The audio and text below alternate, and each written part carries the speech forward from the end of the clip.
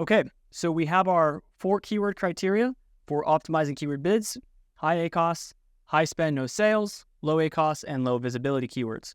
Now, we can actually separate these out into 2 different types of keywords. These are the keywords that we're planning on reducing our bids on, and these ones we're planning on increasing our bids on. Obviously, if something is keywords high ACoS, or if it's driving up a lot of spend and not driving any sales, these are keywords that are offending us, essentially. They're killing our account. They're bringing things down. So our bid optimizations are going to focus on pulling those bids down. But it's not going to be so simple as people typically tend to do, where they just say, hey, if ACoS is, over my, if the current keyword ACoS is over my target ACoS, reduce the bids by 10%, or reduce it by 20%. Those aren't the best. Well, we're not really going to get into why it doesn't always work, but there's a good number of reasons why it's not always going to work.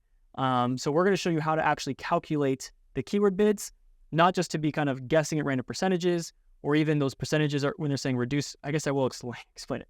When they say reduce the bids by 10%, they're basing off of the current bids, which isn't factoring in how recently the bid was last changed. This bid could have just been changed yesterday, and now you're reducing it by 10% again based off of old data and blah, blah, blah. So what's a much better approach is to calculate the keyword bid based off of the data that the keyword actually has, rather than using the current bid for the optimizations. And by the way, these F's and B's, F is for filter, B is for bid. We're going to put in here what the filter would be we would use, and then B is going to be the bidding formula. But I never really like to just adjust the keyword bids based off of the current bid, because the current bid is not a data point, it's just a status. So I could have slashed the bid by 99%, and then when I look back at the last 30 days of the keyword data, it could still show the keyword's high ACoS. And so I'm just going to reduce the bid by 10% again. Why not just use the data on the keyword to calculate that bid? So that's exactly what we're going to be doing. And then low ACoS, low visibility keywords, these are usually opportunities where we can expand a bit more. Low ACoS because, hey, maybe we can drive more sales volume. So that's being profitable. So let's try to get a little more visibility here. And then low visibility is obviously just, we're not winning impressions, we're not winning clicks. Let's try to boost there. So we're going to spend most of the time on these 2, because these are really the bread and butter of managing that spend control and managing the ACoS through bids. So let's take a look at these, and we're going to start off with high ACoS. So the filter you're going to apply, and this could be either in a spreadsheet if you're doing this on bulk operations, managing your bids, or in the ad console itself. But you could probably guess it's going to be if the keyword ACoS is greater than your target ACoS. And I'll use a lowercase t to abbreviate target ACoS to not be confused with the capital T, tacos, that people say for total ACoS, which, as you know, I like to say ACoS with the TS at the end because of ad cost of total sales, but we'll save that debate for another time. So we'll use this lowercase t for the remainder of these formulas to represent target. So if your ACoS on a keyword is greater than your target ACoS, then it is a candidate to be optimized. Now, you can actually tweak this a little bit. What I will sometimes do is, depending on the overall performance of the account, if things are going really, really well and we're just doing some routine maintenance, and let's just say my target ACoS is 30%. If a keyword has 31% or 32% ACoS, but overall everything's going great, I don't necessarily want to touch that keyword. I kind of maybe just want to leave it, because 32% ACoS is permissible. Of course, all of this just requires context of your own account or the client or everything that's going on. So this is part of why we like doing things manually, because, we're not always just going to say, hey, if ACoS is greater than 30%, we're going to reduce that bid. Sometimes we'll let it go up to 32%, 34%. If things are going really well, or we're in a very growth-oriented, sales growth-oriented kind of phase with our advertising, we might not start reducing bids on something until it gets over 50% ACoS, because we really just we don't want to lose sales on anything. We just want to focus on growing and investing. So keep that in mind, that we're saying if ACoS is greater than your target ACoS, we're going to, apply that filter and start optimizing these. But you may want to raise that to saying, hey, if it's 20% higher than the target ACoS or 30% higher than the target ACoS, then we'll start optimizing those bids. To the flip side, you could also, reduce it if you're trying to be extra strict and clients' primary goal is, hey, we just got to reduce ACoS. Then you could even bring that threshold a little bit lower. But essentially what we're going to be doing here is to calculate the bid. It's very simple. We are going to use the revenue per click model. So we'll just say the bid equals RPC, which is revenue per click, times that same target ACoS. But let's break this down over here. Revenue per click is just sales over clicks, so we can actually put that right here. And revenue per click for keyword bidding, as well as for campaign placement bidding and setting those bidding adjustments for campaigns, revenue per click is going to be our guiding light, our true north, as it were. And the reason for that is actually quite simple, but like we talked about, ACoS is quite simply, to go back to the reasoning from first principles, ACoS is simply just spend over clicks, right? Or sorry, ACoS is spend over sales. And our cost per click is spend over clicks. And so if we're just looking at spend over sales, spend over sales, spend over sales, and we're trying to manage that spend over sales and try to hit the target ACoS, spend over sales, at a click-by-click level of controlling a CPC, a cost per click, you have to be looking at the sales per click, right? It's only logical. And so what we actually conceptually kind of think about here to really make this make sense and bring it home is you can think of ACoS in this scenario as we're doing our cost per click divided by our revenue per click is essentially going to get us our ACoS on a click-by-click basis as we're thinking through these keyword bids. And the reason why it works out there is, and I'll probably have to erase some of this to make room for it later, but if your target ACoS is, let's say this, if we have our cost per click, so we'll break this down.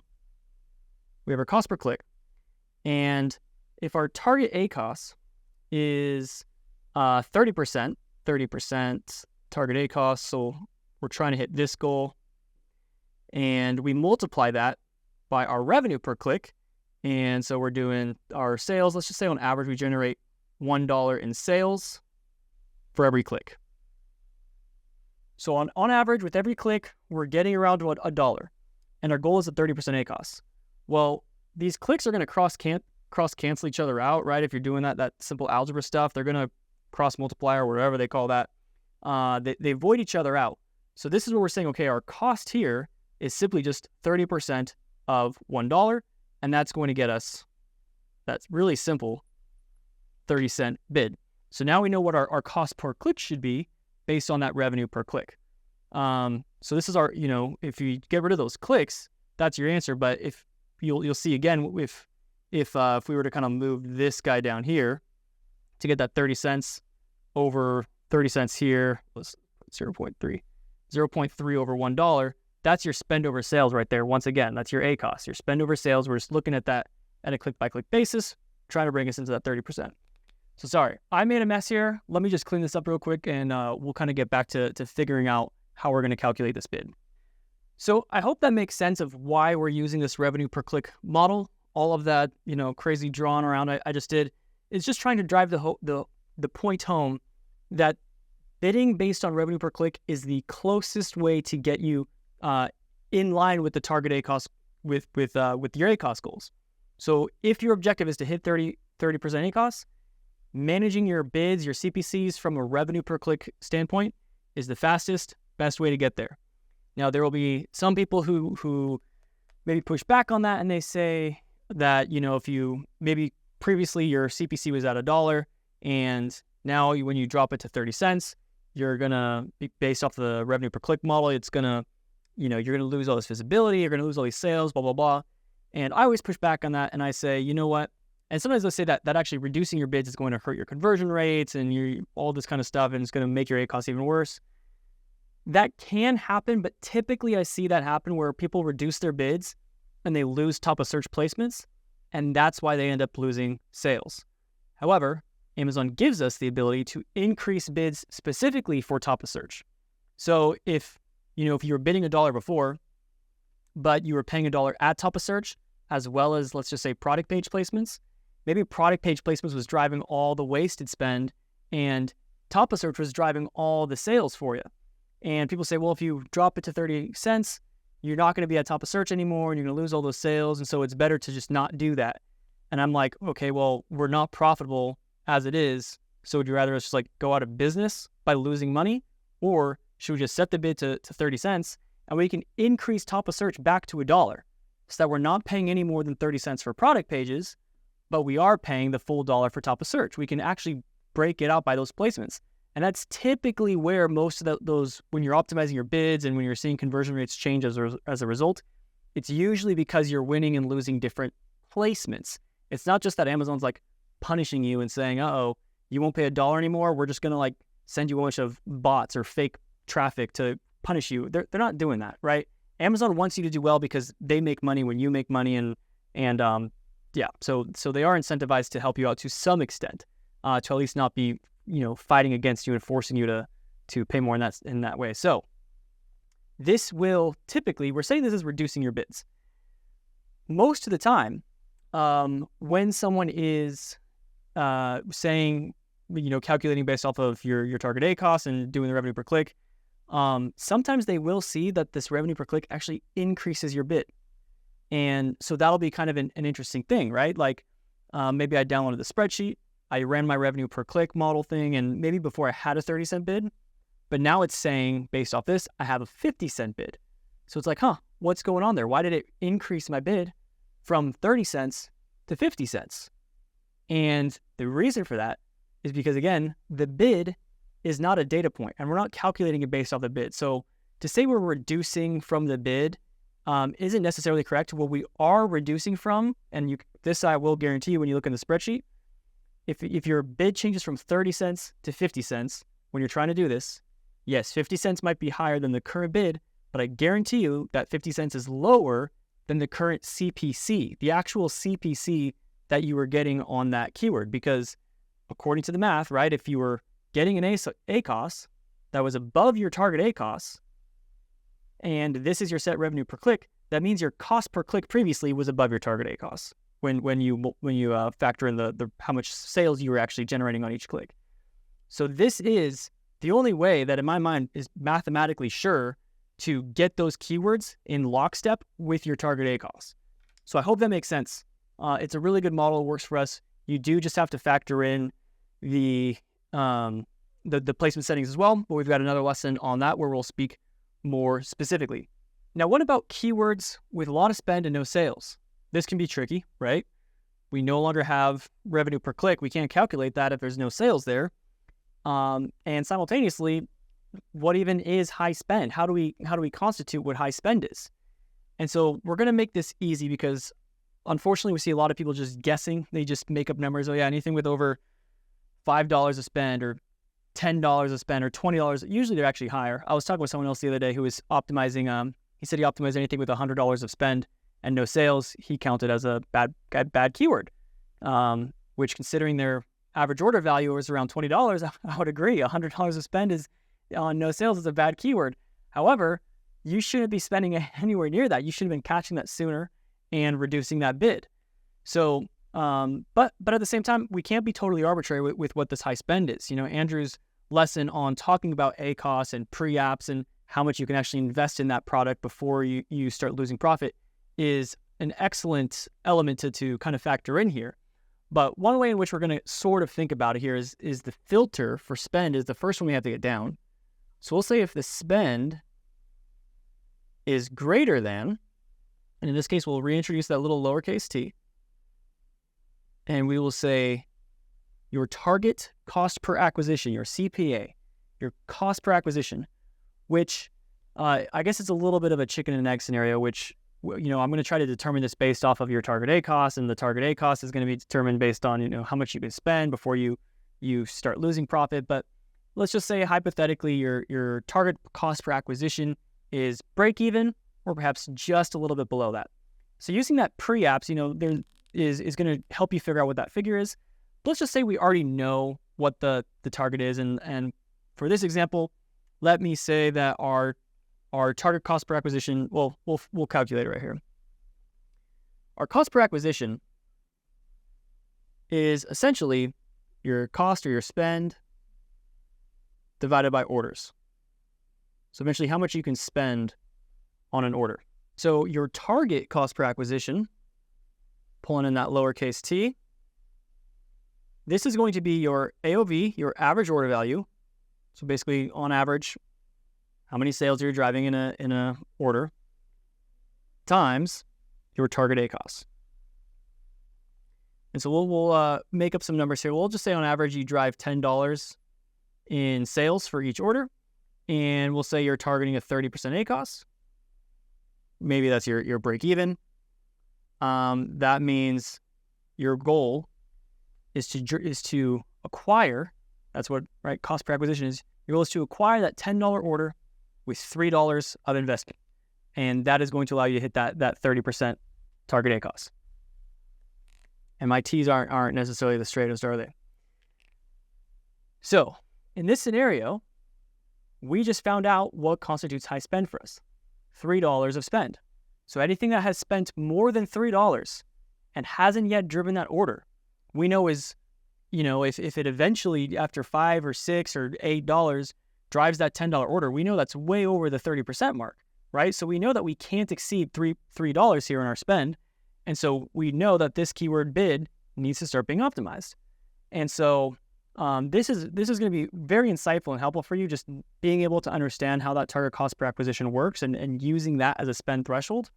Because if you're just making up arbitrary numbers like $5, $10, there's a good chance that those spend levels can get way out of control before you actually capture them. Because a lot of times the spend levels are a lot less than you think. People think, $50, $100. They think it has to be a pretty big number before it becomes a problem. But these little $3 guys, you have several hundreds of those in your account. If you're not catching them, they're just going to slide under the radar. And the other unfortunate thing that people do is they don't actually calculate a bid for this. When something does hit that $50, $100 spend threshold, they usually just negate the keywords entirely. And you don't, when something spends $3 or $5, you don't have to just negate it as if it's never going to convert. It could convert. We just want to make sure that our bids are in line with the average order value and our target cost per acquisition, so that if and when it converts, we will be profitable, that we'll hit that target ACoS. So all we're going to basically be doing is with each click after $3 that's not converting, we're just going to be slowly scaling that bid back with each click until we get to either phasing the keyword out because we've got so many clicks that we realize, this is just not even profitable. Even at 2 cents, we're not going to turn a profit on this keyword. Or it finally does get the sale and the bid's dialed in and we're good to go.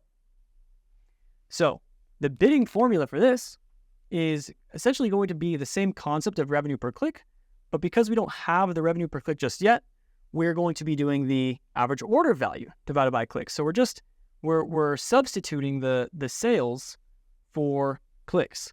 So we'll be doing our, and I might have to move some stuff around here to make room for it, but our average order value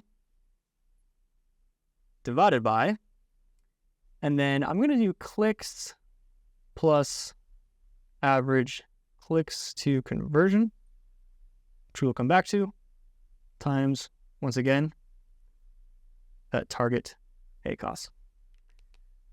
Give me a second while I clean some of this up. So our bid is our average order value divided by the current number of clicks on that keyword plus average clicks to conversion, which we'll come back to explain what that is and what that means, times our target ACoS. Now, again, these are I should put equal signs here because that's what we're saying. These are what the bids are going after. So our bid is going to be revenue per click times target ACoS on these high ACoS keywords. And on high spend and no sales, we're using the average order value. Now, again, you might be wondering, where's the average order value coming from? There are no sales on this keyword. Well, you can pull this average order value from a number of places. Number one, just check what product is in that ad group or in that campaign. Just look at the sales price, and that's going to be your average order value. But if you're trying to do things a little more simply, I usually just calculate the average order value, which is just going to be sales divided by orders. And I'll just do that for the ad group because the ad group should, even if it's a multi-product ad group, that means the orders that are coming through are going to be a whole different mix of products, perhaps different product prices. The average order value will just give you kind of all the products together, what's the general sales price of all the products there, a little more weighted to whichever product is moving the most number of orders. So you're just going to plug that in. So you can pull that number from either mentally, if you know the sales price of the unit in for this keyword, wherever you're promoting it, Or if you have the ad group data, you can reference it there.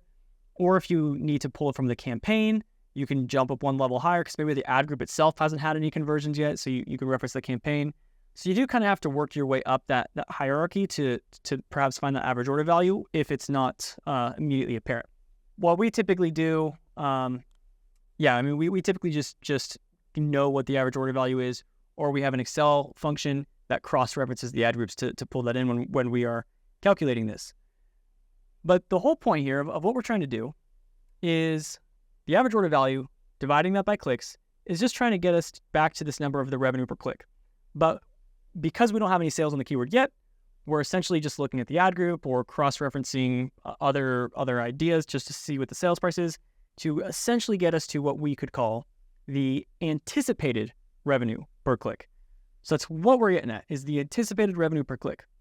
But we factor in this little lowercase a for average clicks to conversion to basically add a certain number of clicks here, because we're not so confident that this keyword is going to convert just yet, right?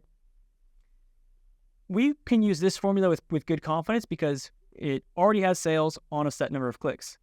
This one doesn't have a sale yet on the number of clicks that it has. It could have 2 clicks, could have 5 clicks, but none of those clicks has yet demonstrated that it has the ability to win a sale yet.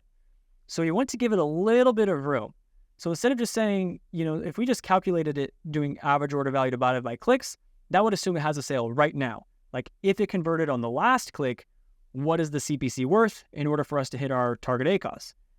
But it hasn't converted just yet. So what we're going to do is we're going to add a few incremental clicks saying, okay, maybe it hasn't converted right now, but maybe if it converts in the next 5 clicks or the next 10 clicks, then what should the bid be? So I hope that makes sense. It hasn't converted yet, but if it converts the next 5, 10, 15, 20 clicks, we want to make sure that the bid is calibrated for that. So how do we know how many clicks we're going to add here? The way we do it is that average clicks to conversion, which is literally just, it's conversion rate upside down, right? If conversion rate is typically orders divided by clicks, our average clicks to conversion is going to be our clicks divided by orders. And I just like writing it this way because doing clicks plus another number of, clicks, another clicks type number is easier than saying clicks plus 1 divided by conversion rate parentheses. I don't know. It's easier for me to not try to invert conversion rate and instead just have a different KPI here that we're factoring in. So let's just say for this ad group or this product, again, this average clicks to conversion, you're pulling the either because you know the product yourself, you know on average how many clicks it takes to get an order, or you know the conversion rate. If the conversion rate was typically 10%, then you flip that upside down. It would mean it takes 10 clicks to get an order. So that's going to be your average clicks to conversion. So if you know this product has a 10% conversion rate, or it takes 10 clicks to get a sale, and you also know that the average order value on this product is $10, you can plug those in. So you can say, okay, for this keyword in the ad group with this product, we have a keyword that has $3 to spend, hasn't garnered a sale yet, it already has 5 clicks. So all we're going to do is we're just going to plug in $10 AOV plus the 5 clicks that it already has, and then we're going to add another 10 clicks because that's typically how many it takes to get that sale, and then we're going to multiply that by the target ACoS, and that will be your answer. And give me a second, and I'm just going to do the math there just to see what that would be. So in that example I was just giving, if we were saying, this was a $10 AOV, it already had 5 clicks, we're assuming it'll take maybe another 10 more clicks to get a sale, and the target ACoS here is 30%. That would ultimately get you over to a 20-cent bid. So, if you're averaging a 10% conversion rate and we're already at 5 clicks and haven't gotten a sale yet, we want to start scaling that bid back. And if your AOV is only $10 and you only have a 30% margin, your keyword bid should not be more than 20 cents for this keyword that hasn't yet earned a sale. So that's essentially how we manage these high spend, non-converting keywords. And what I love about this is if we were to come back again, and I guess I can do the math one more time here really quickly. If this keyword were to come back and let's just say get 5 more clicks. So a week passes, we come back to optimize these again. It already had 5 clicks. Now it has 5 more clicks. So now we're putting where can I go to be safe from my own handwriting? If we have 10 clicks here, and we do it again, and we have 10 additional clicks, we're still adding these 10. This keyword bid is now going to be reduced, not 20 cents, but it's going to come down to 15 cents. And if we get 5 more clicks, so if this becomes a 15 right here, then this becomes 12 cents. So with each additional non-converting click, we're slowly pulling these keyword bids down lower and lower and lower, which in my experience, this is the best way to handle high spend non-converting keywords for a number of reasons. Number one, it never just kills all these keywords because what we'll sometimes see is, yeah, there was one keyword. I mean, sometimes keywords just need some time, you know? Not every keyword is going to convert exactly on 10 clicks or however many clicks it takes. Every keyword is going to have a slightly different conversion rate. It's good to factor in the average conversion rate or the average clicks to conversion for all of our keywords as an important data point when calculating. But every single keyword is going to be slightly different because there's slightly different stages of the funnel, slightly different levels of relevancy to the product. So we don't want to just kill them all, especially if they are relevant keywords.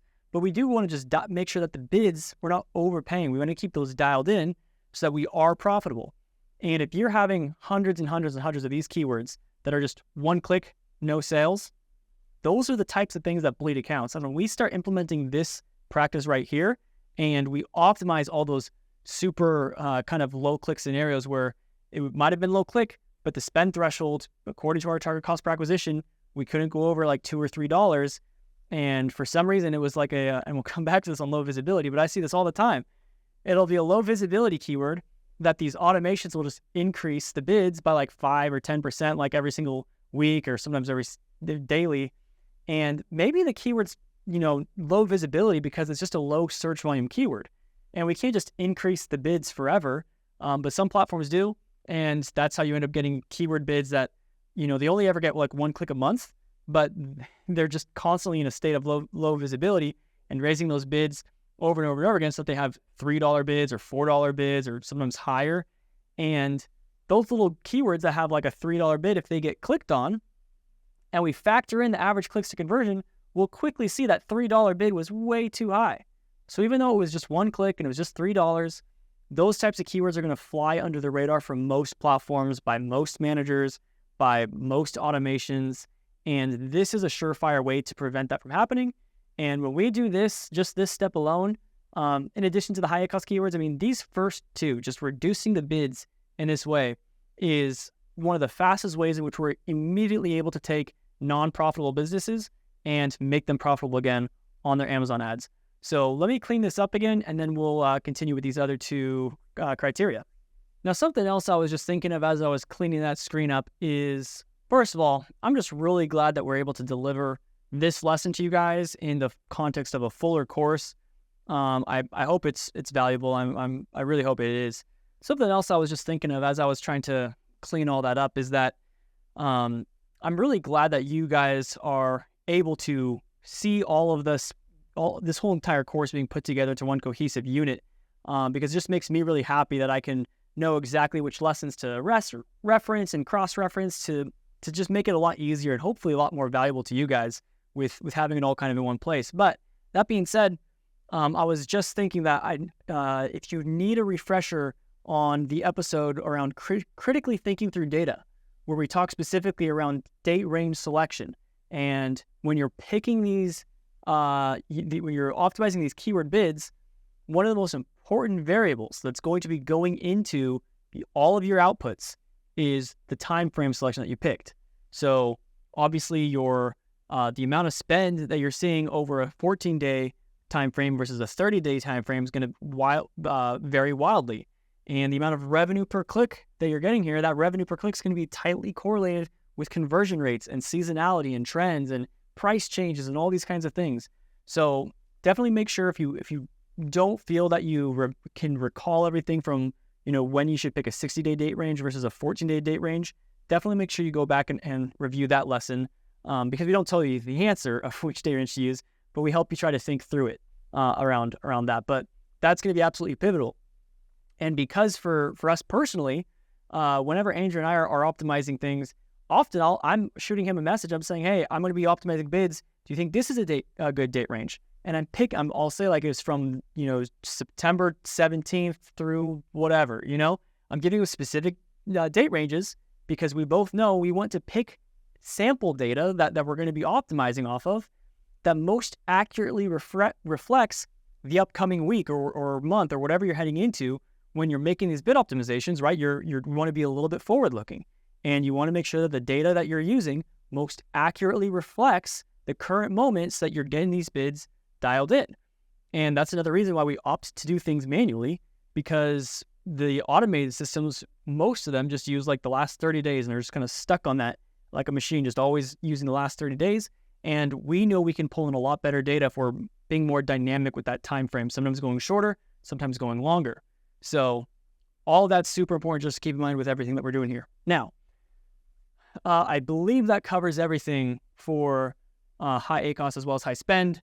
We haven't decided this yet, but I think I'm going to decide right now. If you have any questions on this, just shoot us a message in Discord. I think we're going to be opening up a Discord server, so hopefully that's a good way for you guys to interact and engage with us for more lively response and feedback on anything that we might have missed at time of recording. So now let's switch tracks over here. These two keyword optimizations are primarily focused on cutting down wasted spend or inefficient spend, at least. When we come over here to these increase opportunities, these are going to be very, very simple, very straightforward. Honestly, there's not too much for us to say here. The main thing is that the reason why we don't get so complicated here with calculating all these items is, if there's a keyword with really low ACoS, let's say it's got like 1 million clicks, 2% ACoS, and it's like, man, let's get way more clicks. The bid's way too low. Let's jump it up there. Sometimes the RPC, in my experience, when you have a low ACoS keyword and you use the revenue per click approach, what we typically see is that your bids will make really big upward jumps, usually jumping, 20, 25, 30%.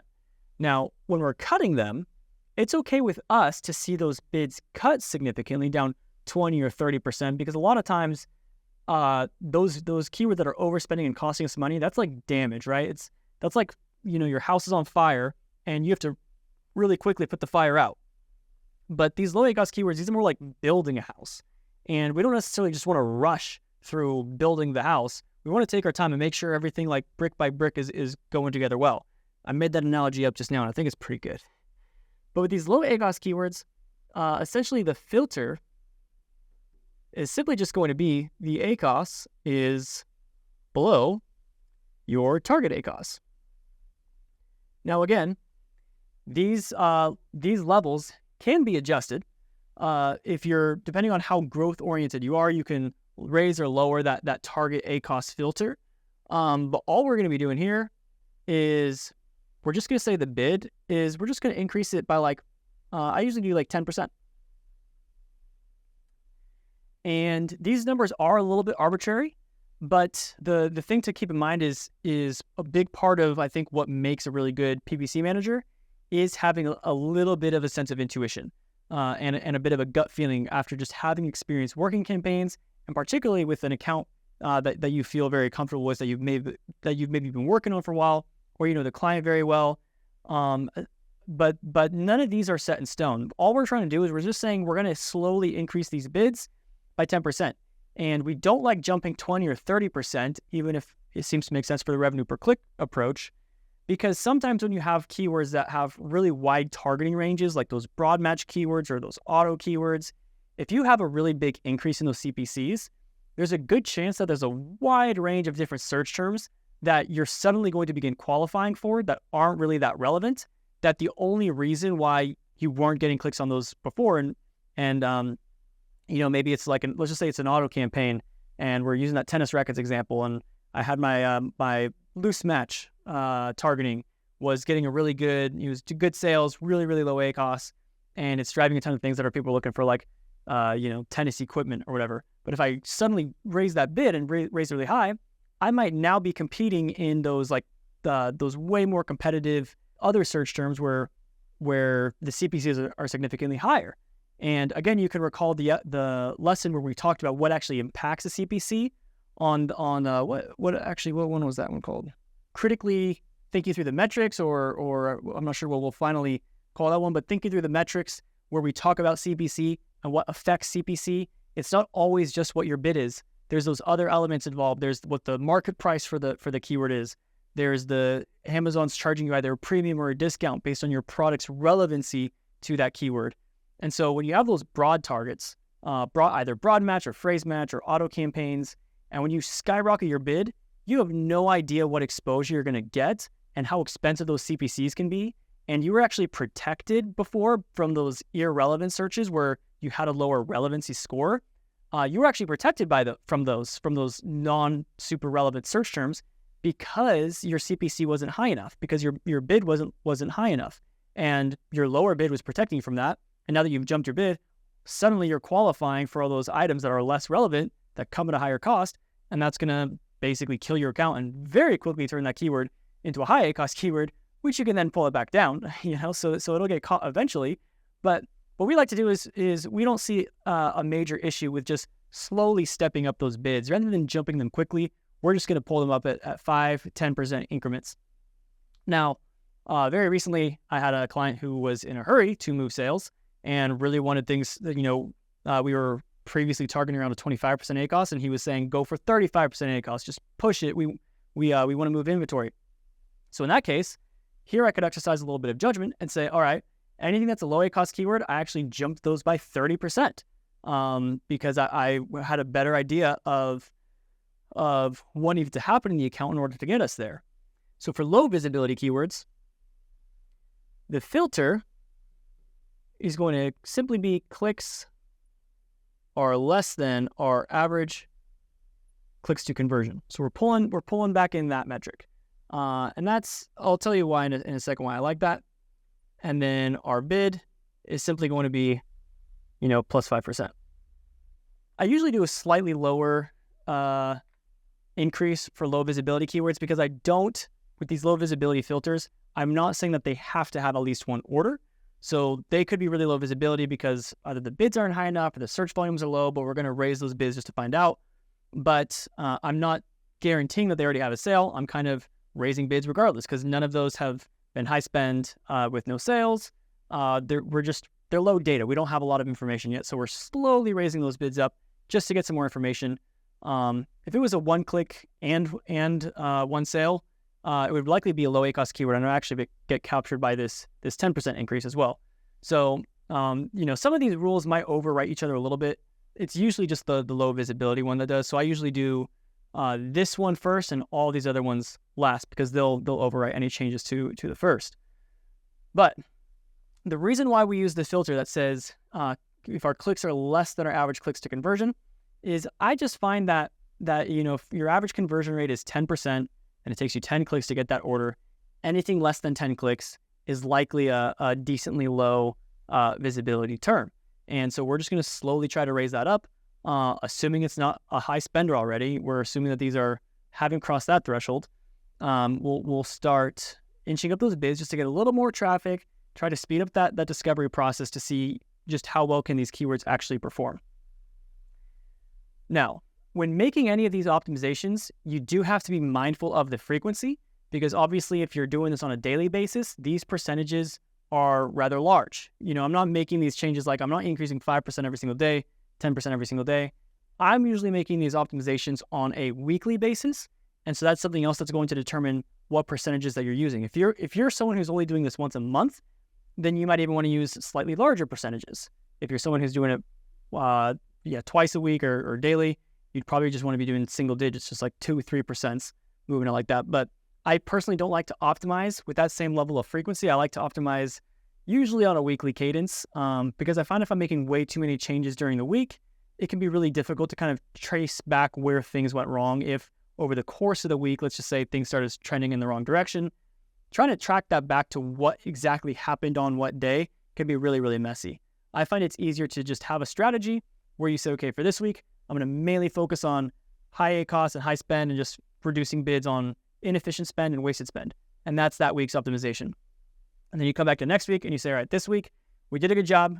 We, reduced a lot of, reduced ACoS. Everything's looking great, but we did lose some total traffic, some total clicks. So we're going to increase the bids on the low ACoS and the low visibility, try to get some of that traffic back. And then next week you come back, okay, let's reduce bids again. And you go back and forth. And if at any moment, maybe 1 week you lose way too much traffic, It's like, well, what happened? Well, that week you were doing these optimizations, so you can quickly just look at those reports again, double check how fast those keywords are changing. Maybe there's just one keyword in particular that was a broad match or phrase match, and the algorithm was upset or whatever when you reduce those bids. And so you can take another look at that and start looking at that keyword, analyzing over multiple date ranges and seeing how it performs and get some better insights. So this lesson's already been going pretty long. I am now squatting, trying to stay underneath my handwriting just to keep my face in view. So I'll try to wrap this up. But I'm going to close it by just saying one thing that you have to keep in mind, and this is something Andrew and I always do. But let's say you're making these changes on a bulk sheet, and you should be doing these on a bulk sheet, not within the ad console. This is very difficult to do, but we will definitely record some screen shared content of what all this looks like in practice. That'll be very helpful. But it's important and crucial, I think, that you understand the theory behind it, that you're not just following best practices, because if you're just following like a set of guidelines, you're not going to know how to tweak these, right? That's where the magic really comes in, knowing when are you going to slightly raise the target ACoS threshold? When are you going to slightly lower the cost per acquisition threshold? Maybe even your average clicks to conversions, you're going to slightly increase that because that's going to help you be a little bit more conservative. So being able to tweak these is absolutely critical. But we'll show you how to do that on a spreadsheet. And what we'll also tell you is that when you're done making all of your changes, it is absolutely essential that you look at the total spend on your affected keywords that you're about to be uploading changes to on Amazon. Look at that total spend and calculate what that total spend is as a percentage of the account's total spend. So let's just say I'm optimizing off of last month's data or the last 30 days of data, and all the spend on all these keywords for high ACoS and high spend that I'm about to be optimizing. Let's say it's like $10,000 worth of spend. So I'm about to ship this. I double check the total spend in the account for the last month. And if the last month or the last 30 days I spent $30,000, I would say that's probably pretty good. It's a little bit high, but I'm basically optimizing 33% of the account spend. And I know that these are all focused on reducing bids. So if I'm reducing bids across 33% of the account spend, that could be a pretty big impact that's going to lead to those big drops in traffic and perhaps hurt some sales. So we typically try to think you should be optimizing around 10 to 20% of total account spend at any given time. Same goes with when you're increasing keyword bids. Just really quickly add up that spend. We'll show you how to do that in Excel and tally that against your total account spend to get an idea of how much impact you're going to be having.